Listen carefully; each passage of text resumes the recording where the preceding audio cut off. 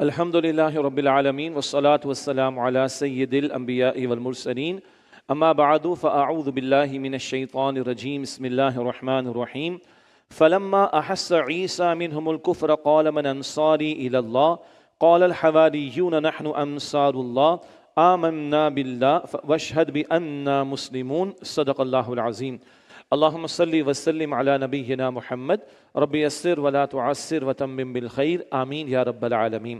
سورہ آل عمران کی آیت نمبر 52 سے مطالعہ آگے بڑھا رہے ہیں۔ یہود نے عیسیٰ علیہ السلام کا انکار کیا تھا اور معاذ اللہ ان پر الزام تراشی بھی کی تھی اور معاذ اللہ ان کی جان تک کے دشمن بھی ہو گئے تھے۔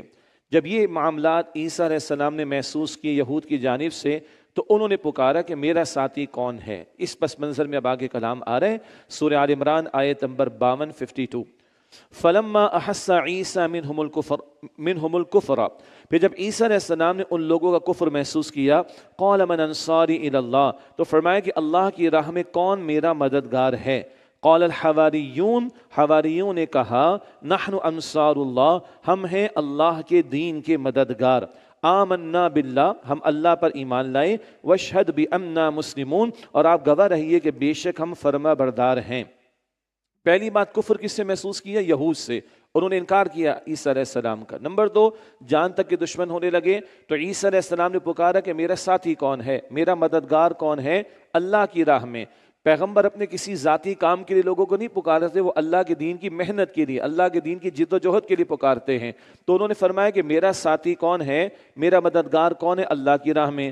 قال الحواریون، حواریوں نے کہا ہم نحن انصار اللہ، ہم اللہ کے مددگار ہیں۔ ترجمانی کی جائے گی اللہ کے دین کے مددگار ہیں۔ ایک نقطہ یہ ہے، پیغمبر پکارے میرا مددگار کون ہے، ساتھی کہہ رہے ہم اللہ کے مددگار ہیں۔ تو اللہ کی مدد، اللہ کو کسی مدد کی ضرورت ہے نہیں، پیغمبر کے مشن میں شامل ہونا یہ اللہ کی مدد ہے، اور اللہ کو مدد کی ضرورت نہیں ہے۔ یہ اللہ کی شان کریمی کہ وہ اس دین کے کام میں اپنے محبوب بندوں کو شامل کرتا ہے۔ سورہ صف آیت نمبر 14 28 پارہ، کونوا انصار اللہ، اللہ کہتے ہیں ایمان والو اللہ کے مددگار بن جاؤ، یعنی اس کے دین کی نصرت کرنے والے بن جاؤ۔ دوسری بات، حواریین، اسی سے حور کا لفظ بنا ہے۔ جنتی عورتوں کا جو ذکر آتا ہے وہ حور کا ذکر، انتہائی خوبصورتی کا معاملہ، اور یہ سفید رنگ کے معنی میں بھی استعمال ہوتا ہے۔ تو حواری جو تھے عیسیٰ علیہ السلام کے سچے ساتھی، یہ دھوبی کا کام بھی کرتے تھے، کپڑوں کو دھوتے تھے۔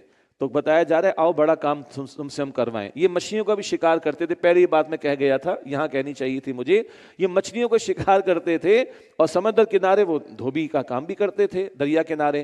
تو عیسیٰ علیہ السلام نے فرمایا کہ آؤ انسانوں کا شکار کرنا سکھاؤں، یعنی اللہ کے بندوں تک اللہ کا پیغام پہنچانا، ان کو تلاش کر کے ان تک اللہ کا پیغام پہنچانا۔ ایک اور اہم بات کیا ہے، ہمارے دین میں جماعت بنانے کا جو انداز ہے وہ کیا ہے؟ پہلے رسول کھڑے ہوتے تھے اور وہ بندوں کو اللہ کی طرف بلاتے تھے اور پکارتے تھے میرا ساتھ کون دینے والا ہے۔ جو اعتماد کرتا وہ جڑتا چلا جاتا۔ ایک مغربی جمہوریت سے جو کچھ ہمیں ملا، ایک حد تک گنجائش ہے اس کی خرافات کو مائنس کر کے کہ بھئی سب لوگ جمع ہوں، ایک کو صدر بنا لو، اچھا نہیں لگے تو پھر اس کے خلاف کاروائیاں شروع کرو، ہاڑ پچھاڑ شروع کرو، فتنہ برپا ہوگا۔ پھر تو اس کی کچھ گنجائشیں اپنی جگہ پر ہیں، لیکن جو دینی مزاج ہے، پیغمبر کھڑے ہوتے تھے جس کو اتفاق آئے ساتھ دے۔ اللہ کے رسول نے بیعت کا تصور دیا ہے، ایک امیر ہے اس کے ہاتھ پر بیعت کرو، اتفاق ہے تو جوائن کرو اور آگے بڑھو، نہیں تو پھر اپنے کام سے کام رکھو کہ اور جاؤ۔ لیکن یہ اندر خانے بیٹھ کے در اندازیاں کرنا، یہ تو جماعتوں کو تباہ کر دینے والا معاملہ ہوتا ہے۔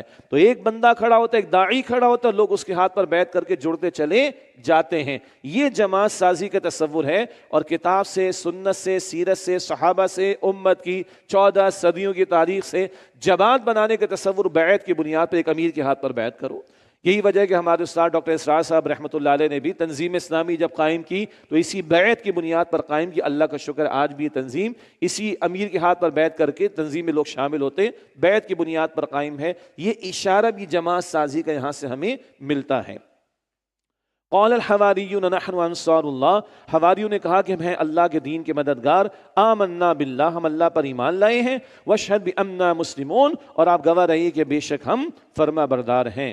ربنا آمنا بما انزلت واتبعنا الرسول، اے ہمارے رب ہم اس پر ایمان لائے جو تو نے نازل فرمایا اور ہم نے رسول علیہ السلام کی پیروی کی، فاکتبنا مع الشاہدین، بس ہمیں بھی حق کے گواہوں کے ساتھ لکھ لے، ہم حق کی گواہی دیتے۔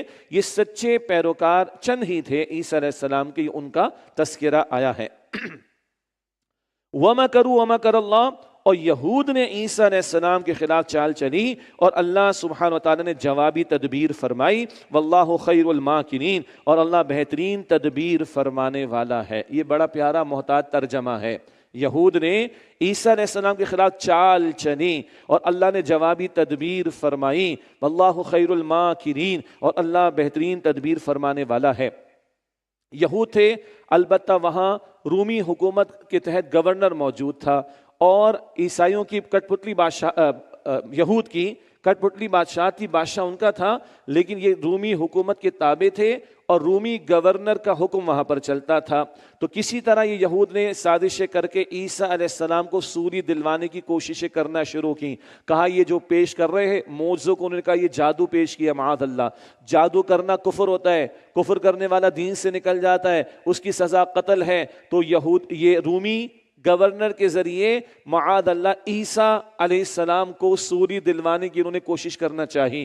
قرآن میں اشارہ اگلی آیت میں بھی آ رہا ہے، البتہ اس کی کچھ تفصیلات انجیل برناباس میں ملی ہیں، گاسپل آف برناباس میں، اور کچھ اور اناجیل میں بھی ملی ہیں۔ ان کا ایک حاصل یہ ہے کہ ایک حواریوں میں سے ایک نے غداری کی، یہودا اس کا نام بتایا گیا، اس کو پیسے کھلا کر اس کے ذریعے سے عیسیٰ علیہ السلام کو گرفتار کروانے کی کوششیں کی گئیں۔ ایک باغ میں عیسیٰ علیہ السلام کے موجود تنہائی میں عبادت میں کسی کوٹری میں مشغول رہا کرتے تھے۔ اس نے کہا سپاہیوں کو کیا پتا کہ عیسیٰ کون ہے علیہ السلام، اس نے کہا کہ جب میں کہوں کہ اے استاد تو سمجھ لینا کہ یہی عیسیٰ ہیں۔ تو اب یہ اندر گیا ہے اور اس نے یہ پکارا ہے، اور ہوا یہ کہ آسمان سے فرشتوں کا نزول ہوا، چھت پھٹی ہے، اور عیسیٰ علیہ السلام کو اللہ تعالیٰ نے زندہ، صحیح، سالم، مکمل آسمانوں پر بلند فرما لیا، اور اس غدار کی شکل عیسیٰ علیہ السلام جیسی کر دی گئی۔ کچھ ذکر اگلی آیت میں آئے گا، کچھ سورۃ النساء میں بھی بیان آئے گا، شبہ میں ہے، شبے میں لوگ مبتلا کر دیے گئے، اس کی شکل عیسیٰ علیہ السلام جیسی کر دی گئی، عیسیٰ علیہ السلام کو آسمانوں پر بلند کر لیا گیا، اور بالآخر اس کو سوری دی گئی۔ شبے میں لوگ کیا مبتلا ہوئے کہ اگر یہ عیسیٰ تو وہ کہاں گیا، کون جس نے غداری کی تھی؟ یہ شبے میں مبتلا رہے اہل کتاب۔ یہ ذکر سورۃ النساء میں بھی آئے گا، یہاں مختصراً بات میں نے بھی آپ کے سامنے رکھی اس کے ذیل میں کہ فرمایا کہ وَمَكَرُوا وَمَكَرَ اللَّهُ، اور یہود نے عیسیٰ علیہ السلام کے خلاف چال چلی اور اللہ نے جوابی تدبیر فرمائی۔ وَاللَّهُ خَيْرُ الْمَاكِرِينَ، اور اللہ بہترین تدبیر فرمانے والا ہے۔ اذ قال اللہ یا عیسیٰ انی متوفیک ورافعک الی، یاد کرو جب اللہ نے فرمایا کہ عیسیٰ بے شک میں تمہیں صحیح سالم لینے والا ہوں، ورافعک الی، اور میں تمہیں اپنی طرف اٹھانے والا ہوں۔ یہاں گرامیٹیکلی بھی متوفی کے الفاظ میں مباحث ہیں، تفاسیر دیکھیے گا۔ رافعک الی، اس میں فزیکلی بلند کرنے کا مفہوم شامل ہے، تفاسیر کا مطالعہ کیجیے گا۔ اس مقام کو کوٹ کر کے قادیانی فتنہ پھیلانے والے لوگ گمراہ کرنے کی کوششیں کرتے ہیں۔ تفاسیر میں علماء نے جواب دیے ہیں، متوفیقہ کے لفظ پر بھی بحث مل جائے گی اور رافعک الیہ کے حوالے سے بھی گفتگو مل جائے گی۔ حاصل کیا ہے؟ اذ قال اللہ یا عیسیٰ انی متوفیک، یاد کرو جب اللہ نے فرمایا کہ عیسیٰ بے شک میں تمہیں صحیح سالم لینے والا ہوں، جسم، روح، جان سمیت مکمل صحیح سالم لینے والا ہوں پورا، ورافعک الی، اور اے عیسیٰ میں تمہیں اپنی طرف بلند کرنے والا ہوں۔ یہ ہے رفع آسمانی، عیسیٰ علیہ السلام کو آسمانوں پر بلند کر لیا جانا۔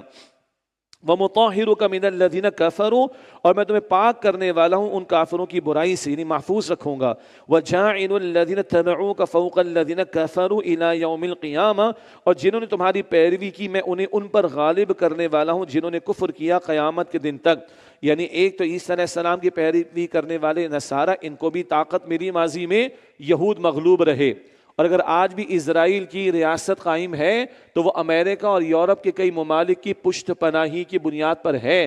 ورنہ اگر یہ پشت پناہی نہ ہو، نہ بائیڈن کی ہوتی نہ ٹرمپ کی ہوتی، تو کیا اسرائیل 1 مہینہ بھی ٹھہر سکتا تھا؟ سوال ہی پیدا نہیں ہوتا۔ یہ آج بھی ہے۔ تو فرمایا کہ وَجَاعِلُ الَّذِينَ تَبَعُوكَ فَوْقَ الَّذِينَ كَفَرُوا إِلَىٰ يَوْمِ الْقِيَامَةِ، اور جنہوں نے تمہاری پیروی کی میں انہیں ان پر غالب کرنے والا ہوں جنہوں نے کفر کیا قیامت کے دن۔ تو ایک مراد عیسائیوں کا غلبہ رہا ہے یہود پر، اور ایک مراد عیسیٰ علیہ السلام کو تو ہم مسلمان بھی مانتے ہیں نا، تو مسلمانوں کا بھی غلبہ ماضی میں رہا ہے اور یہود ان کے تابع بھی رہے ہیں۔ یہ آج کا دور ہے کہ اسرائیل کی حکومت بھی موجود ہے نصارہ کی پشت پناہی کے ساتھ، اور مسلمانوں کی اپنی بھی کوتاہیاں ہیں، بلکہ لاپرواہیاں ہیں، بلکہ انہوں نے اپنے آپ کے ساتھ ظلم کیا ہے، انہوں نے دین کا سودا کیا ہے۔ تو آج اسرائیل سے ہمیں خوف آتا ہے، عرب مسلمانوں کو جو ہے وہ یا کئی مملکتوں کو خوف آتا ہے، ورنہ اللہ نے فرمایا کہ غالب رکھوں گا ان پر جنہوں نے کفر کیا۔ کفر کرنے والوں سے مراد یہود ہیں جنہوں نے عیسیٰ علیہ السلام کے رسالت کا انکار کیا۔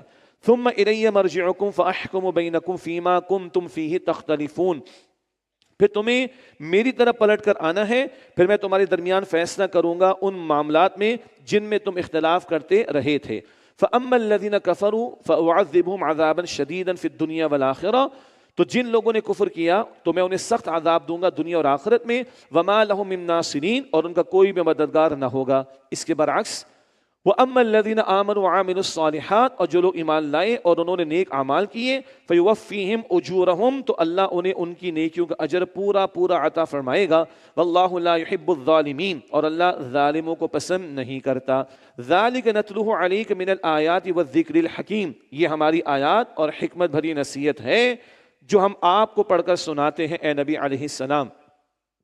یہ صدیوں پرانے واقعات بی بی مریم کے ہوں علیہ السلام، زکریا علیہ السلام کے علیہ السلام، عیسیٰ علیہ السلام کے ہوں، یہ سارے واقعات رسول اللہ علیہ السلام کی زبان مبارک سے جاری ہونا آپ کی رسالت کی صداقت کی دلیل بھی ہے۔ اللہ آپ کو بتا رہا ہے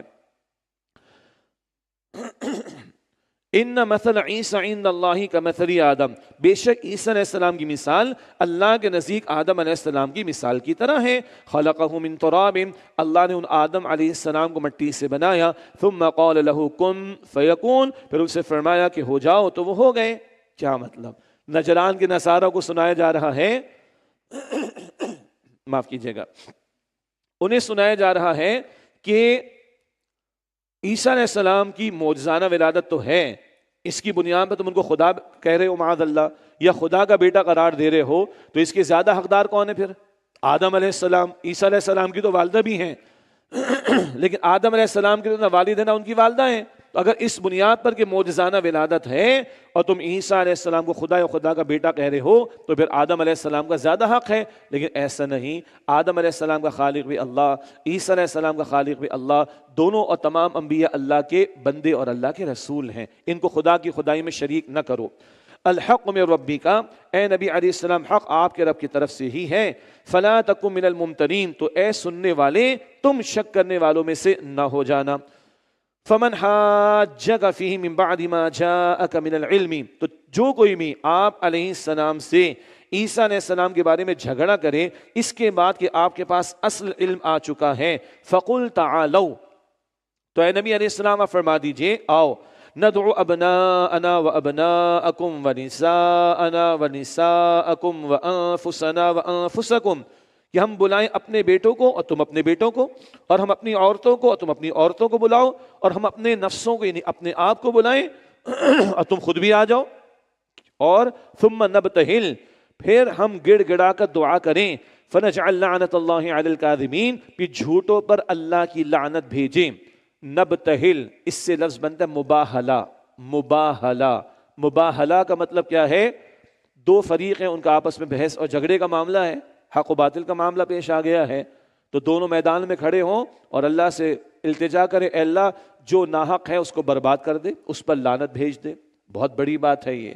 تو نجران کے وفد کو بہت کچھ سنایا گیا، سمجھایا گیا، حقائق ان کے سامنے کھولے گئے، توحید کا درس ان کے سامنے رکھا گیا۔ اب اللہ فرماتے ان کو چیلنج دیجئے، مباہلے کی دعوت دیجئے۔ اور یہ لوگ آئے ہیں نصارہ کے لوگ، لیکن راتوں رات انہوں نے مشورے بھی کیے، دیکھو اگر یہ نبی سچا ہے اور اس کی اگ میں تکذیب کی تو نحوست ہماری نسلوں تک جائے گی، نحوست ہماری نسلوں تک جائے گی۔ دیکھ لینا، صبح اللہ کے رسول تشریف لا رہے ہیں، سنیے گا، حضرت حسن حضور کی انگلی پکڑ کر آ رہے ہیں، حضرت حسین حضور کی گود میں ہیں، سیدنا علی حضور کے ساتھ ہیں، سیدہ فاطمہ الزہرا حضور کے ساتھ رضی اللہ تعالی عنہن اجمعین۔ ہمارے نزدیک صحابہ بھی عظمت والے اور ہمارے نزدیک اہل بیت بھی عظمتوں والے ہیں۔ یہ نورانی چہرے حضور کے گھر والوں کے دیکھے، ان پر روب طاری ہو گیا، ان کی ہمت نہ ہوئی مباہلے کے چیلنج کو قبول کرنے کی، وہ باز آ گئے، قبول تو نہ کیے حق کیونکہ مال کی محبت آڑے آ گئی، رومی سلطنت سے پیسے ملتے تھے، باز آ گئے اور صلح پر آمادہ ہوئے، حتیٰ کہ جزیہ دینے کے لیے تیار ہو گئے، مگر مباہلے کا چیلنج انہوں نے قبول نہیں کیا کہ یہ نورانی چہرے ہیں، ان سے اور یہ محمد مصطفیٰ سے اگر ہم چیلنج ان کا قبول کر لیں تو نسلوں تک ہماری نحوست جائے گی، باز آ جاؤ، وہ باز آ گئے۔ ان ھذا لہو القصص الحق، بے شک یہی ان واقعات کا سچا بیان ہے۔ وما من الہ الا اللہ، اور اللہ کے سوا کوئی معبود نہیں۔ وان اللہ لہو العزیز الحکیم، اور بے شک اللہ ہی بہت غالب بڑی حکمت والا ہے۔ فان تولوا، پھر اگر یہ منہ موڑ لیں، فان اللہ علیم بالمفسدین، تو بے شک اللہ فساد مچانے والوں کو خوب جاننے والا ہے۔ مزید ان سے کلام جاری ہے اور مزید ان کو دو ٹوک انداز میں دعوت دی جا رہی ہے۔ اگلی آیت بہت پیاری ہے دعوت کے اصول اور آداب کے اعتبار سے۔ جب مختلف خیال کے لوگ ہوں، ویرینگ قسم کے ویوز ہوں، یہ ڈفرینس آف اوپینین ہو، تو کامن فیکٹر پر بات کرنی چاہیے، مشترکہ امور پر بات کرنی چاہیے۔ یہ اصول اگلی آیت میں فرمایا، قل یا اہل الکتاب، اے نبی علیہ السلام فرما دیجئے اے اہل کتاب، تعالوا الی کلمۃ سواء بیننا وبینکم، اس بات کی طرف آؤ جو ہمارے تمہارے درمیان مشترک ہے، کامن، اللہ نعبد الا اللہ، کہ ہم اللہ کے سوا کسی کی عبادت نہ کریں، ولا نشرک بہ شیئا، اور نہ ہم اس کے ساتھ کسی کو شریک ٹھہرائیں، ولا يتخذ بعضنا بعضا اربابا من دون اللہ، اور نہ ہم میں سے کوئی اللہ کو چھوڑ کر کسی کو رب بنائے۔ اللہ کو تو نصارہ بھی مانتے ہیں نا، آؤ اللہ کو تم مانتے ہو، اللہ کی طرف آؤ، اور اس کے ساتھ ہم کسی کو شریک نہ کریں، اور ہم میں سے کوئی اللہ کے سوا کسی کو رب نہ بنائے۔ اللہ کے سوا رب بنانے کا مفہوم، عدی بن حاتم مشہور صحابی، یہ حاتم تائی کے بیٹے ہیں۔ عدی بن حاتم کرسچن تھے، عیسائی تھے، اسلام لے آئے۔ انہوں نے حضور سے پوچھا یا رسول اللہ صلی اللہ علیہ وسلم، اللہ کے سوا رب بنانا کیا مطلب؟ کہا تمہارے علماء کو تم نے یہ اختیار دے دیا تھا، جو چاہتے حلال کرتے، جو چاہتے حرام کرتے۔ یہ بات سورہ توبہ آیت نمبر 30 میں بھی آئے گی انشاءاللہ، سورہ توبہ آیت نمبر 30 میں بھی آئے گی کہ تم نے ہاں کہا یہ تو ہے کہ جو وہ حلال کہتے ہم مانتے، جو وہ حرام کہتے وہ مانتے، تو کہا یہی تو اللہ کے سوا رب بنانا، یہ اختیار تو اللہ کا ہے۔ علماء تو اللہ کی کتاب کا علم بیان کریں گے نا، پیغمبر کا حکم بیان کریں گے، نہ کہ اپنے ہاتھ میں اختیار لے کے جو چاہے حلال کرے جو چاہے حرام کرے، جیسے کہ علماء یہود نے کیا تھا، اہل کتاب کے برے علماء نے کیا تھا۔ یہی تو رب بنانا ہے۔ بہرحال ایک ایسی بات کی طرف آؤ جو ہمارے تمہارے درمیان مشترک، اللہ کے سوا کسی کی عبادت نہ کریں اور ہم اس کے ساتھ کسی شے کو شریک نہ ٹھہرائیں، اور نہ ہم میں سے کوئی اللہ کو چھوڑ کر کسی کو رب بنائے۔ فَإِن تَوَلَّوْا، پھر اگر یہ منہ موڑ لیں، فَقُولُوا اشْهَدُوا بِأَنَّا مُسْلِمُونَ، تو کہہ دیجئے کہ گواہ رہنا کہ ہم تو اللہ کے فرما بردار ہیں، ہم تو اللہ کے مسلم۔ اور اب اسلام کیا ہے؟ محمد مصطفیٰ پر ایمان لانا صلی اللہ علیہ وسلم، اور ان کی لائی ہوئی تعلیم کو ماننا اور اس پر عمل کرنا۔ اچھا جی، یہ تو کتاب والوں سے سوال ہو رہا ہے نا، یہ کلام ہو رہا ہے اہل کتاب سے، نصارہ سے، کہ ہم اور نصارہ اگر ایک جگہ ہوں تو کامن فیکٹر پہ بات کرو، ایک اللہ کو تو مانتے ہو، وہاں سے بات شروع کرو۔ حالانکہ ہم میں نصارہ میں زمین آسمان کا فرق ہے، وہ نبی صلی اللہ علیہ وسلم کو نہیں مانتے، وہ قرآن حکیم کو نہیں مانتے، وہ عیسیٰ علیہ السلام کو خدا یا خدا کا بیٹا یا ٹرینٹی، تین خداؤں میں سے خدا مانتے، اتنے بدترین ان کے عقیدے ہیں، مگر اللہ کو مانتے۔ اللہ فرما رہا ہے کامن فیکٹر سے بات شروع کرو۔ یہ تو وہ ہم اور اہل کتاب کا معاملہ۔ اب مسلمانوں کے درمیان آ جائیں، ہم مسلمانوں میں بریلوی بھی ہیں، اہل حدیث بھی ہیں، دیوبندی بھی ہیں، حنفی بھی ہیں، شافعی بھی ہیں، مالکی بھی ہیں، سب ہیں، سب مسلمان ہیں بھائی، کامن ہے، قرآن ایک ہے ہمارا، احادیث کی کتب ایک ہیں، ائمہ مجتہدین جو امت کے چلے آئے ایک ہیں، سلسلے مختلف ہیں مگر اصول ایک ہیں، اور 98% معاملات 99% معاملات ہمارے مشترک ہیں۔ تو اختلافی باتیں کیوں چھیڑتے ہیں ہم لوگ؟ یہاں ماشاءاللہ 20 رکعت تراویح ہوتی ہے، وہ بھائی بھی ہمارے، وہ خواتین بھی آتی ہیں جو 8 کے قائل ہیں اور ہمارے ساتھ 20 ادا کرتے ہیں، الحمدللہ۔ کوئی ایشو ہے؟ کوئی ایشو نہیں۔ ہم کبھی وتر میں بالجہر دعا کر لیتے ہیں، وتر کی نماز میں حرمین کی طرح ہم بھی کبھی کبھی ہاتھ اٹھا کے دعا کروا لیتے ہیں تاکہ دوسروں کی دلجوئی کا معاملہ ہو جائے. اور کامن فیکٹرز: جھوٹ نہیں بولنا چاہیے، سچ بولنا چاہیے، وعدہ نہیں توڑنا چاہیے، وعدہ پورا کرنا چاہیے، امانت کی پاسداری کرنی چاہیے، خیانت نہیں کرنی چاہیے، ملاوٹ نہیں کرنی چاہیے، رشوت نہیں لینی چاہیے، سود نہیں لینا چاہیے، بے حیائی نہیں کرنی چاہیے، بے پردگی نہیں کرنی چاہیے. کوئی اختلاف ہے؟ پڑوسی کا حق ادا کرنا چاہیے، رشتہ دار کا حق ادا کرنا چاہیے، کمزوروں کے کام آنا چاہیے، بڑوں کا ادب کرنا چاہیے، چھوٹوں پر شفقت کرنی چاہیے. کوئی اختلاف ہے؟ اللہ کی زمین پر اللہ کا حکم نافذ ہونا چاہیے، قرآن کے احکامات. کوئی اختلاف ہے؟ کیوں ہم 1-2% پر قوم کو برباد کرتے ہیں، لڑاتے ہیں، مسجدیں بند کرواتے ہیں، لاک کرواتے ہیں، نفرتیں پیدا کرتے ہیں، مسجدوں کو توڑنے کا ذریعہ بناتے ہیں، دور کرنے کا ذریعہ بناتے ہیں، امت کو توڑنے کا ذریعہ کیوں؟ آخر ان کافروں کے ساتھ قرآن کہتے ہیں کامن فیکٹر پہ بات کرو. ہم مسلمانوں میں تو 98-99% کامن فیکٹرز ہیں.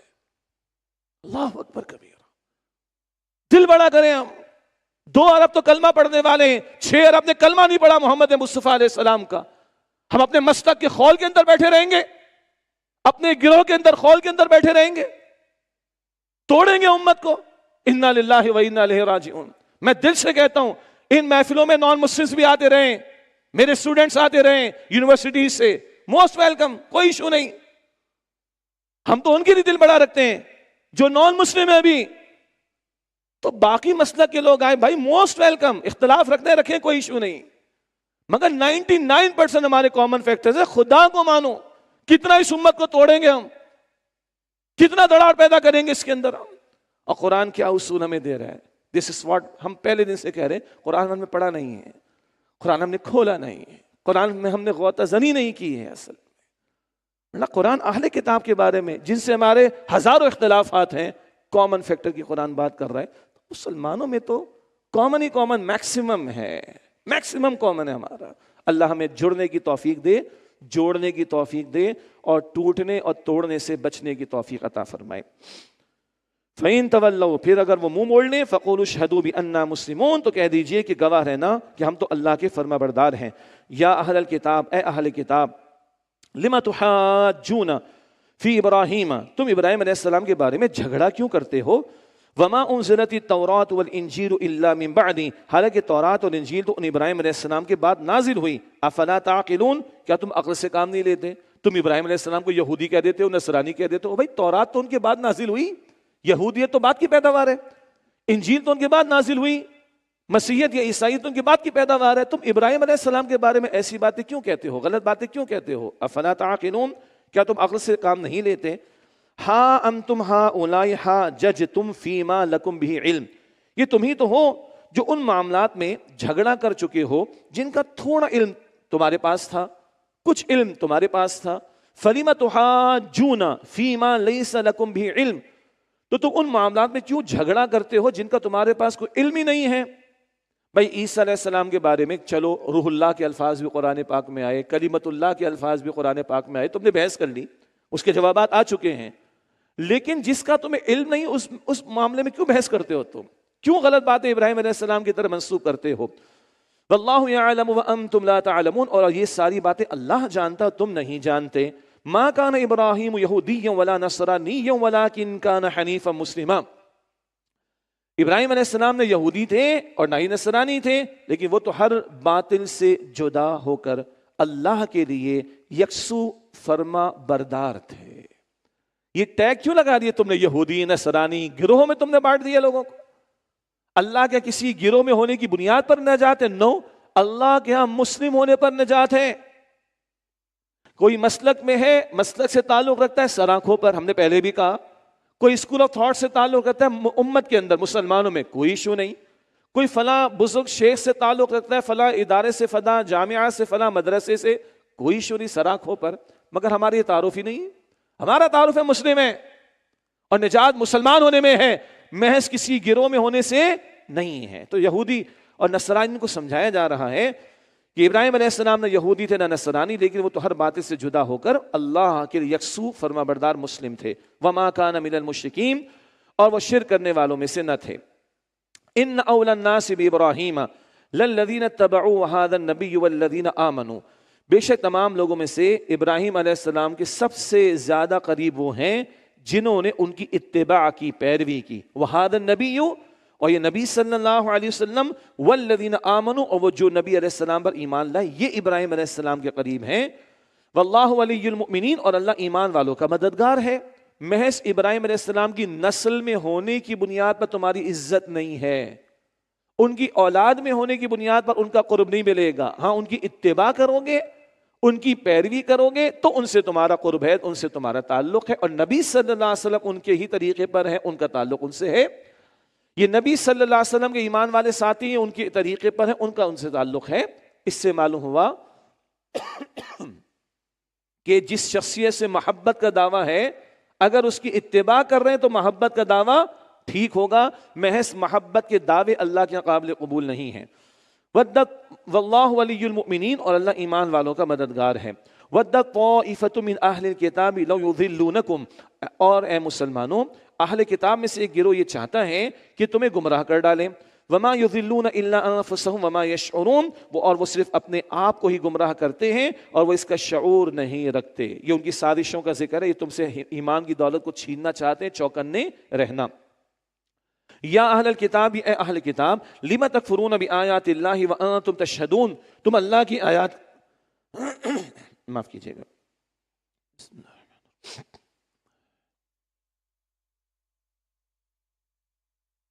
لائیو ٹیلی کاسٹ دیکھنے والوں کو بھی پتہ چل جائے گی بالکل لائیو ہے یہ، ٹھیک ہے؟ میں پانی پی رہا ہوں اس وقت۔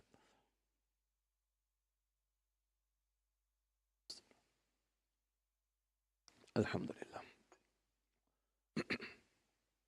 یا اہل الکتاب، اے اہل کتاب، لما تکفرون بآیات اللہ، تم اللہ کی آیات کا کیوں انکار کرتے ہو، وانتم تشہدون، جبکہ تم خود ان کے برحق ہونے کی گواہی دیتے ہو۔ یا اہل الکتاب، اے اہل کتاب، لم تلبسون الحق بالباطل، تم کیوں حق کو باطل کے ساتھ غلط مدد کرتے ہو، گڈمٹ کرنا۔ وتکتمون الحق وانتم تعلمون، اور تم کیوں جان بوجھ کر حق کو چھپاتے ہو۔ بڑی پرزور دعوت ان کو دی جا رہی ہے، تمہارے دل گواہی دے چکے، تمہاری کتابوں میں بشارتیں موجود ہیں پیغمبر صلی اللہ علیہ وسلم کی، کیوں چھپاتے ہو حق کو؟ کیوں باطل اور حق کو گڈمٹ، حق اور باطل کو گڈمٹ کرتے ہو؟ کیوں حق کو چھپاتے ہو؟ یہ ان کو ایمان لانے کی پرزور دعوت دی جا رہی ہے۔ اب یہود کی کچھ سازشوں کا ذکر ہے۔ وَقَالَتْ طَائِفَةٌ مِّنْ أَهْلِ الْكِتَابِ آمِنُوا بِالَّذِي أُنزِلَ عَلَى الَّذِينَ آمَنُوا وَجْهَ النَّهَارِ، اور اہل کتاب میں سے گروہ نے دوسرے سے کہا کہ جو ایمان لانے والوں پر نازل کیا گیا ہے اس کا نام پر صبح ایمان لاؤ، وَاكْفُرُوا آخِرَهُ، اور شام کو اس کا انکار کر ڈالو، لعلہم یرجعون، شاید کہ یہ لوگ اپنے دین سے پھر جائیں۔ یہ سازش تھی، یہود کے کچھ لوگوں نے یہ طے کیا، اور یہ بالکل جھوٹے تھے۔ ایک منافق وہ ہوتا ہے جو کلمہ پڑھتا ہے پھر دین سے دور ہوتا ہے، یہ وہ لوگ ہیں ایک لمحے کو بھی دل میں ایمان نہیں، ایک لمحے کو بھی نہیں، اور شعوری طور پر سازش کرنے کو آئے کہ صبح چلو محمد صلی اللہ علیہ وسلم کی محفل میں جاؤ اور بیٹھ کے ہاں بڑا زبردست کلام، بہت بہت زبردست، کیا ہی کمال کی بات ہے، اور شام میں انکار کر دو، تو یہ لوگوں پر ایک نفسیاتی امپیکٹ آئے گا نا، ارے بھائی یہ پچھلی کتابوں کے ماننے والے ہیں، اگر کچھ قبول کیا تو وہ بات تو ہوگی، اب اگر انکار کر رہے ہیں تو کوئی گڑبڑ ہے ضرور۔ یہ نفسیاتی ان کا حربہ تھا مسلمانوں کو دین سے دور کرنے کا، اس کی طرف اشارہ ہے۔ وَاكْفُرُوا آخِرَهُ لَعَلَّهُمْ يَرْجِعُونَ، اور شام کو اس کا انکار کر دو شاید کہ یہ اپنے دین سے پھر جائیں۔ وَلَا تُؤْمِنُوا إِلَّا لِمَنْ تَبِعَ دِينَكُمْ، اور یہ آپس میں کہتے ہیں صرف اس کی بات، اور یہ آپس میں کہتے ہیں صرف اسی کی بات مانو جو تمہارے دین کی پیروی کرے۔ قُلْ إِنَّ هُدَى اللَّهِ قُلْ إِنَّ الْهُدَى هُدَى اللَّهِ، اے نبی علیہ السلام فرما دیجئے بے شک اللہ کی دی ہوئی ہدایت ہی حقیقی ہدایت ہے۔ أَن يُؤْتَى أَحَدٌ مِثْلَ مَا أُوتِيتُمْ أَوْ يُحَاجُّوكُمْ عِندَ رَبِّكُمْ، وہ آپس میں کہتے ہیں کہیں ایسا نہ ہو کہ جو تمہیں ملا ویسا کسی اور کو مل جائے، یا مسلمان اس کے ذریعے تمہارے خلاف تمہارے رب کے سامنے حجت پیش کریں۔ قُلْ إِنَّ الْفَضْلَ بِيَدِ اللَّهِ، اے نبی صلی اللہ علیہ وسلم فرما دیجئے کہ بے شک فضل تو اللہ ہی کے ہاتھ میں ہے، یؤتیہ من یشاء، وہ اسے جس کو چاہتا ہے عطا فرماتا ہے، واللہ واسع علیم، اور اللہ بڑی وسعت والا خوب علم رکھنے والا ہے۔ یہ یہود کا ذکر ہے۔ پہلے تو کہہ رہے ہیں اپنی بات ماننا، ان کی بات ماننا نہیں نو، پھر ایک دوسرے کو کہتے ہیں ہماری کتابوں میں جو آخری پیغمبر کے بارے میں ان کو بتانا نہیں، ورنہ قیامت کے نہیں ہماری گردن پکڑ لیں گے کہ تمہیں پتہ تھا تم مانے کیوں نہیں۔ درمیان میں اللہ نے حضور کو فرمایا کہ ہدایت تو وہی ہے جو اللہ کی طرف سے ہے، اور پھر درمیان میں اللہ نے حضور سے کہلوایا صلی اللہ علیہ وسلم فضل اللہ کے اختیار میں ہے۔ کل تک بنی اسرائیل میں نبوت تھی، اللہ نے ان کو دی، اب اللہ کا اختیار ہے، اب اللہ نے نبوت محمد مصطفیٰ علیہ السلام کو عطا فرمائی۔ واللہ ذو الفضل العظیم، اور اللہ بہت بڑے فضل کا مالک ہے۔ اگلی آیات قرآن پاک کا ایک اور حسن بیان ہو رہا ہے، وہ کیا؟ یہود کی شرارتوں کا ذکر ہے، اہل کتاب کی برائیوں کا ذکر ہے، لیکن ان میں جن لوگوں میں خیر ہے، بھلائی ہے، قرآن پاک اس کا ذکر بھی کرتا ہے، اور یہ اللہ کا کلام ہے، اور اللہ ہر عیب سے پاک ہے۔ ہمارا معاملہ کہ ہمیں تعصب آ جاتا ہے، ہم باعث ہو جاتے ہیں، جس سے محبت ہو گئی اس کی غلط بھی صحیح، اور جس سے دشمنی ہو گئی اس کی صحیح بھی غلط۔ میری پارٹی کا ہے تو اس کی ساری باتیں ٹھیک ہیں چاہے کتنے غلط کیوں نہ ہو، اور سامنے والی پارٹی کا ہے تو ساری غلط ہے چاہے وہ صحیح کیوں نہ ہو۔ یہ ہم میں تعصب ہے، اللہ ہر عیب سے پاک ہے۔ ان میں سے کچھ اچھے لوگ بھی ہیں، قرآن ان کا ذکر کرتا ہے، ان کی خوبیوں کا ذکر کرتا ہے۔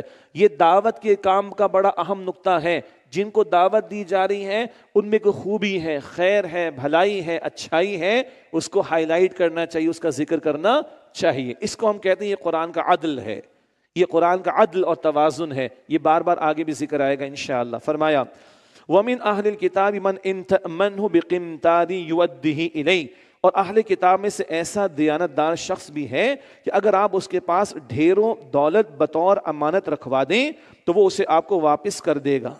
ایسے لوگ بھی ہیں، ڈھیروں مال بھی رکھوا دیں بطور امانت لوٹا دے گا۔ لیکن دوسرے کیسے ہیں؟ وَمِنْهُمْ مَنْ إِنْ تَأْمَنْهُ بِدِينَارٍ، اور ان میں سے ایسا بھی ہے کہ اگر آپ اس کے پاس 1 دینار بھی امانت رکھوائیں، تھوڑی سی رقم 1 دینار بھی امانت رکھوائیں، لا یودہ الیکا، تو وہ اسے آپ کو ادا نہیں کرے گا، الا ما دمت علیہ قائما، سوائے اس کے کہ آپ اس کے سر پر کھڑے رہیں۔ 1 دینار بھی واپس نہیں کرے گا جب تک کہ سر پر سوار نہ ہو جائیں۔ ویسے آج کا جن کو پیمنٹ ریسیو کرنی ہوتی ہے ان کو یہ جملہ اچھی طرح سمجھ میں آ رہا ہوگا کہ آج ریسیورز کو ریسیو کرنا کتنا بڑا کٹھن مرحلہ ہوتا ہے۔ بہرحال یہ اہل کتاب کا ذکر، 1 دینار بھی رکھوائیں تو وہ اسے آپ کو ادا نہیں کرے گا سوائے اس کے کہ آپ اس کے سر پر کھڑے رہیں۔ اب سنیے، سب سے بڑے دہشت گرد یہ یہود ہیں دنیا میں۔ سنیے، ذالک بانہم قالوا لیس علینا فی الامیین سبیل، یہ اس لیے ایسا ہے کہ انہوں نے کہا کہ ہم پر ان ان پڑھ یعنی غیر یہود کے بارے میں کوئی مواخذہ نہیں۔ یہ نان جیوز تو جینٹائلز ہیں، یہ جانوروں سے بھی بدتر ہیں، ان کو لوٹنا یہ کہتے ہیں ہمارا پیدائشی حق ہے۔ یہ ہیں دنیا کے سب سے بڑے دہشت گرد۔ ان کی ایک فقہی کتاب ہے تالمود میں لکھا ہے کہ جو نان جیوز ہیں دے آر جینٹائلز، جانور ہیں، ان کو لوٹو تمہارا پیدائشی حق ہے۔ یہ ہیں جیوز، دنیا کے سب سے بڑے دہشت گرد۔ اور پھر ان میں وہ زائنسٹ موومنٹ، وہ تو انتہا درجے کا معاملہ، لیکن بھارت عموم کے اعتبار سے ان کا ذکر، تو کوئی اچھائی ہے اس کا ذکر بھی آ گیا اور ان کی برائی کا ذکر بھی قرآن پاک بار بار کرتا ہے۔ لیکن ان کے ذہن کو دیکھیے کہ ان ان پڑھ جاہلوں کے بارے میں ہم سے کوئی سوال نہیں ہوگا، ان کو ہم لوٹیں، یہ ہمارا پیدائشی حق ہے، معاذ اللہ۔ وَيَقُولُونَ عَلَى اللَّهِ الْكَذِبَ وَهُمْ يَعْلَمُونَ، اور وہ اللہ پر جانتے بوجھتے جھوٹ باندھتے ہیں، مراد ہے کہ ان کو پتہ ہے کہ جھوٹے ہیں مگر جھوٹ بول رہے ہیں، اللہ کی طرف غلط باتوں کو منسوب کر کے لوگوں کے ساتھ لوٹ مار کر رہے ہیں۔ بلا، اللہ تعالیٰ کا تفسیرہ، بلا بھلا پکڑ کیوں نہیں ہوگی؟ من اوفا بعہدہ، قانون الہی یہ ہے کہ جس نے اپنے عہد کو یعنی وعدے کو پورا کیا، واتقا، اور وہ اللہ کی نافرمانی سے بچا، فإن اللہ یحب المتقین، تو بے شک اللہ متقین کو، پرہیزگاروں کو پسند فرماتا ہے۔ متقین وہ ہوتے ہیں جو اپنے معاملات کو ٹھیک رکھتے ہیں، لین دین کے معاملات کو بھی ٹھیک رکھتے ہیں۔ اور قرض کے بارے میں سورۃ البقرہ آیت نمبر 282 طویل ترین آیت قرآن پاک کی ہم پڑھ چکے ہیں۔ مالی معاملات بڑے اہم ہیں ہمارے دین میں۔ فرمایا ان الذین یشترون بعہد اللہ وایمانہم ثمنا قلیلا، بے شک وہ جو اللہ کے ساتھ کیے ہوئے عہد کو اور اپنی قسموں کو بیچ دیتے ہیں دنیا کے تھوڑے سے معاوضے میں، اولئک لا خلاق لہم فی الآخرہ، ایسے لوگوں کے لیے آخرت میں نہ کوئی حصہ ہے، ولا یکلمہم اللہ، اور نہ اللہ ان سے کلام کرے گا، ولا ینظر الیہم یوم القیامہ، اور نہ قیامت کے دن ان کی طرف دیکھے گا، ولا یزکیہم، اور نہ ہی انہیں گناہوں سے پاک کرے گا، ولہم عذاب علیم، اور ان کے لیے دردناک عذاب ہے۔ 5 قسم کی سزائیں بیان ہو رہی ہیں اللہ کے وعدے کو توڑنے والوں کے لیے اور اللہ کی آیات کا سودا کر کے دنیا کمانے والوں کے لیے 5 سزاؤں کا بیان۔ وَلَهُمْ عَذَابٌ أَلِيمٌ، اور ان کے لیے دردناک عذاب ہے۔ وَإِنَّ مِنْهُمْ لَفَرِيقًا يَلْوُونَ أَلْسِنَتَهُمْ بِالْكِتَابِ لِتَحْسَبُوهُ مِنَ الْكِتَابِ وَمَا هُوَ مِنَ الْكِتَابِ، اور یقیناً ان میں سے ایک گروہ کے لوگ ایسے بھی ہیں جو کتاب پڑھتے ہوئے اپنی زبانوں کو مروڑتے ہیں تاکہ تم سمجھو کہ وہ عبارت بھی کتاب میں سے ہے، حالانکہ وہ کتاب میں سے نہیں ہوتی۔ وَيَقُولُونَ هُوَ مِنْ عِنْدِ اللَّهِ وَمَا هُوَ مِنْ عِنْدِ اللَّهِ، اور وہ کہتے ہیں کہ یہ اللہ کی طرف سے ہے حالانکہ وہ اللہ کی طرف سے نہیں ہوتی۔ وَيَقُولُونَ عَلَى اللَّهِ الْكَذِبَ وَهُمْ يَعْلَمُونَ، اور وہ اللہ پر جان بوجھ کر جھوٹ باندھتے ہیں۔ یہ یہود کا ذکر خاص طور پر کہ الفاظ کو مروڑ دیا کرتے تھے، کتاب میں تحریف کر کے، تبدیلی کر کے اللہ کی طرف منسوب کرتے تھے۔ مَا كَانَ لِبَشَرٍ أَن يُؤْتِيَ اللَّهُ الْكِتَابَ وَالْحُكْمَ وَالنُّبُوَّةَ، اور کسی بھی انسان کے لائق نہیں کہ اللہ اسے کتاب اور حکمت اور نبوت عطا فرمائے۔ ثم یقول للناس، پھر وہ نبی لوگوں سے یہ کہے، کونوا عبادا لی من دون اللہ، کہ تم اللہ کو چھوڑ کر میرے بندے بن جاؤ، ولیکن کونوا ربانیین، بلکہ وہ نبی تو یہی کہے گا کہ اللہ والے ہو جاؤ، بما کنتم تعلمون الکتاب، جیسے کہ تم خود کتاب کی تعلیم دیتے ہو، وبما کنتم تدرسون، اور جیسے کہ تم خود بھی پڑھتے ہو، اس کا یہی تقاضا ہے، کتاب کے پڑھنے پڑھانے کا تقاضا ہے کہ اللہ ہی کے ساتھ تعلق مضبوط کرو، اللہ ہی کی عبادت کرو۔ یہ نجران کے لوگوں کو سنایا جا رہا ہے، کوئی پیغمبر ایسا نہیں کہ جس نے اپنی بندگی کا تقاضا کیا ہو، معاذ اللہ، نہ، ہر پیغمبر نے، ہر رسول نے اللہ ہی کی عبادت کا حکم دیا، ایک بات۔ دوسری بات، کتاب کے پڑھنے پڑھانے کا حاصل کیا ہو، بندوں کو اللہ سے جوڑیں۔ بہت اہم اور کڑوی بات عرض کر رہا ہوں، دین کا کام کرنے والوں کو اچھی طرح یہ بات کلیئر رکھنی ہے کہ لوگوں کی جیبوں پر نگاہ نہیں ہونی چاہیے۔ ہاں، لیفٹ میں اگر پاکٹ ہے تو اس کے پیچھے دل ہوتا ہے، دل پر نگاہ ہو کہ دلوں میں اللہ کی محبت پیدا ہو جائے اور یہ آخرت کے طلبگار بن جائیں۔ کتاب کے پڑھنے پڑھانے کا حاصل بندوں کو اللہ سے جوڑنا ہے، اپنی ذات کی پروموشن نہیں، ویوز، لائکس، پروموشن، بڑا نشہ ہے نا آج اس چیز کا۔ اللہ ہم سب کو میرے لیے بھی دعا کیجئے، اللہ ہم سب کو اخلاص پر رکھے۔ کتاب کا پڑھنا پڑھانا، مخلوق کو اللہ سے جوڑو، مخلوق کو اللہ سے جوڑو، مخلوق کو اللہ سے جوڑو، نہ کہ اپنے کوئی مفادات اس کے اندر ہوں۔ وَبِمَا كُنْتُمْ تَدْرُسُونَ، اور جیسے کہ تم خود بھی پڑھتے ہو کتاب، اس کا یہی تقاضا ہے۔ وَلَا يَأْمُرَكُمْ أَن تَتَّخِذُوا الْمَلَائِكَةَ وَالنَّبِيِّينَ أَرْبَابًا، اور وہ نبی کبھی تمہیں یہ حکم نہیں دے گا کہ تم فرشتوں اور نبیوں کو رب بنا لو۔ أَيَأْمُرُكُمْ بِالْكُفْرِ، کیا وہ تمہیں کفر کا حکم دے گا، بَعْدَ إِذْ أَنْتُمْ مُسْلِمُونَ، اس کے بعد کہ تم مسلمان ہو چکے ہو؟ نہ، نبی عبادت اللہ کی خود بھی کرتے ہیں اور اللہ ہی کی عبادت کی لوگوں کو تعلیم دیتے ہیں۔ اگلی آیت کریمہ میں پیغمبروں سے لیے گئے وعدے کا، عہد کا ذکر ہے، اور پیغمبر سے جو عہد لیا جاتا ہے وہ ان کی قوم پر بھی بائنڈنگ ہوتا ہے، لاگو ہوتا ہے۔ اور پچھلے پیغمبروں سے رسول اللہ صلی اللہ علیہ وسلم کے بارے میں وعدہ لیا گیا تھا، تو یہود و نصارہ کو، اہل کتاب کو رسولوں کا وعدہ یاد دلا کر بتایا جا رہا ہے۔ اب آخری پیغمبر آ گئے صلی اللہ علیہ وسلم، ان پر ایمان لاؤ، پیغمبروں سے لیے گئے عہد کا بیان۔ وَإِذْ أَخَذَ اللَّهُ مِيثَاقَ النَّبِيِّينَ لَمَا آتَيْتُكُم مِّن كِتَابٍ وَحِكْمَةٍ، اور یاد کرو جب اللہ نے انبیاء کرام سے ایک پختہ عہد لیا کہ جب میں تمہیں کتاب اور حکمت عطا کروں، ثُمَّ جَاءَكُمْ رَسُولٌ مُصَدِّقٌ لِمَا مَعَكُمْ، پھر تمہارے پاس وہ رسول آئیں جو تصدیق کرنے والے ہوں ان کتابوں کی جو تمہارے پاس ہیں، لَتُؤْمِنُنَّ بِهِ وَلَتَنْصُرُنَّ، تو تم ضرور ان پر ایمان لانا اور ضرور ان کی مدد کرنا۔ یہ پچھلے تمام پیغمبروں سے لیا گیا ہے یہ عہد، رسول اللہ سے نہیں لیا گیا ہے۔ کیوں؟ رسول اللہ خود آخری رسول ہیں صلی اللہ علیہ وسلم، کلیئرٹی رہے۔ قال اقررتم، پھر پوچھا کیا تم اقرار کرتے ہو، واخذتم علی ذلکم اصری، اور اس پر میرا عہد قبول کرتے ہو۔ قالوا اقررنا، ان تمام انبیاء کرام نے عرض کیا کہ ہم نے اقرار کیا۔ قال فاشهدوا وانا معكم من الشاہدین، اللہ نے فرمایا تم گواہ رہو اور میں بھی تمہارے ساتھ گواہوں میں سے ہوں۔ فمن تولى بعد ذلك فاولئك هم الفاسقون، پس جو کوئی اس کے بعد اس عہد سے پھرا تو وہی لوگ فاسق ہیں۔ اب یہ نصارہ اور یہود کو سنایا جا رہا ہے، جو اس وعدے کے خلاف ہوگا تو یہی لوگ فاسق ہیں۔ تمہارے رسولوں نے، موسیٰ علیہ السلام، عیسیٰ علیہ السلام، دیگر رسول، ان سے یہ عہد اللہ نے لیا، اب تم پر بھی بائنڈنگ ہے کہ تم محمد مصطفیٰ کریم علیہ السلام پر ایمان لاؤ۔ افغیر دین اللہ یبغون، کیا وہ اللہ کے دین کے سوا کوئی اور دین چاہتے ہیں؟ وَلَهُ أَسْلَمَ مَنْ فِي السَّمَاوَاتِ وَالْأَرْضِ طَوْعًا وَكَرْهًا وَإِلَيْهِ يُرْجَعُونَ، حالانکہ اسی اللہ کی فرما برداری کرتے ہیں وہ سب جو آسمان و زمین میں ہیں، خوشی یا ناخوشی سے، اور وہ سب اسی اللہ کی طرف لوٹائے جائیں گے۔ پوری کائنات بھی مسلم ہے۔ اللہ نے اس پوری کائنات کو جو فنکشن دیا، گیلیکسیز کو، سولر سسٹمز کو، سورج کو، چاند کو، ستاروں کو، وہ اسی کے مطابق حرکت میں لگے ہوئے ہیں۔ انسان کے وجود میں آنکھ کو اللہ نے دیکھنے کا فنکشن دیا، وہ دیکھتی ہی ہے۔ کان کو سننے کا فنکشن دیا، وہ سنتا ہی ہے۔ بڑی دلچسپ بات، ایک کافر جو زبان سے اللہ کا انکار کرتا ہے، اس کی آنکھ مسلم ہے کہ وہ دیکھنے کا ہی کام کرتی ہے، کیونکہ اللہ نے دیکھنے کو بنایا ہے۔ اس کا کان سننے کا کام کرتا ہے، وہ مسلم ہے۔ اس کی زبان بولنے کا کام کرتی ہے، وہ مسلم ہے۔ پوری کائنات مسلم۔ ہم سے تقاضا ہے کہ تم شعوری طور پر مسلم بنو اور اللہ کی فرما برداری اختیار کرو۔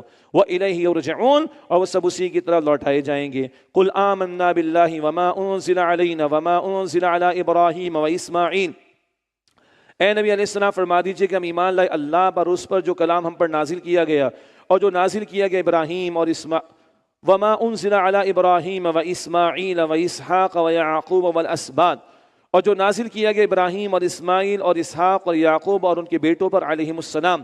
وما اوتي موسیٰ وعیسیٰ والنبیون من ربہم، اور جو موسیٰ اور عیسیٰ اور تمام انبیاء علیہم السلام کو دیا گیا ان کے رب کی طرف سے۔ لا نفرق بین احد منہم، ہم ان میں سے کسی ایک کے درمیان میں فرق نہیں کرتے۔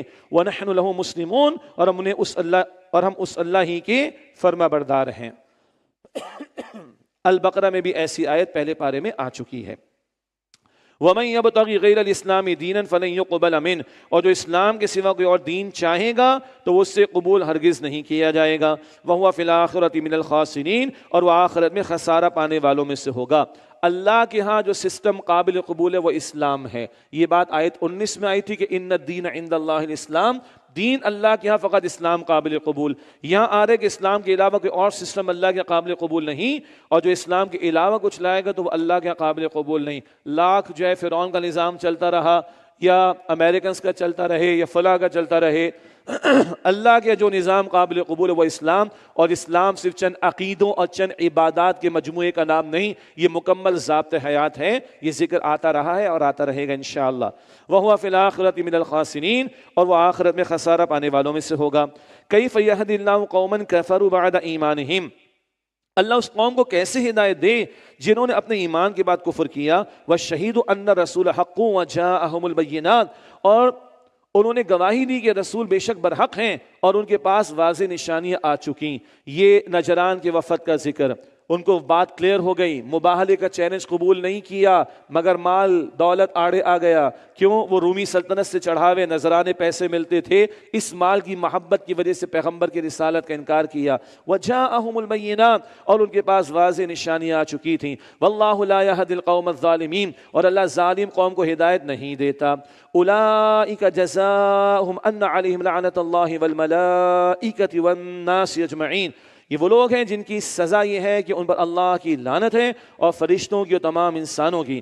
خالدین فیہا، اس لعنت میں ہمیشہ رہنے والے ہیں۔ لا یخفف عنہم العذاب ولا هم ینظرون، ان سے نہ عذاب ہلکا کیا جائے گا اور نہ ہی انہیں مہلت دی جائے گی۔